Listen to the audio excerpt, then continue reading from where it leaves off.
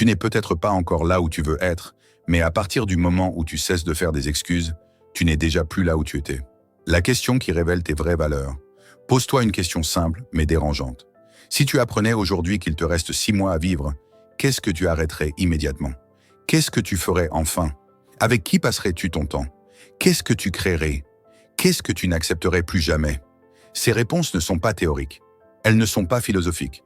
Elles sont la vérité brute de ce qui compte réellement pour toi. Ce sont tes valeurs profondes. Le problème, c'est que la majorité des gens vivent à l'envers. Ils construisent leur vie autour des attentes des autres, autour de ce qu'on attend d'eux, puis ils espèrent être heureux par accident.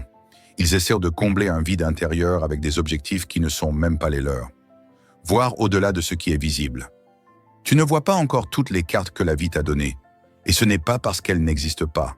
C'est simplement parce que tu n'as pas encore assez avancé pour les découvrir. Beaucoup de gens se croient limités parce qu'ils ne regardent que ce qui est visible aujourd'hui. Leur compte bancaire, leur CV, leur entourage, leur passé.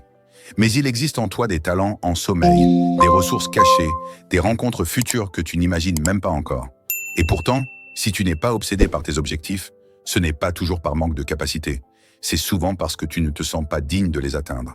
Alors tu réduis tes rêves. Tu choisis plus petit, plus sûr, plus acceptable. Mais un rêve que tu n'assumes pas pleinement ne te donnera jamais la force de tenir quand tout devient difficile.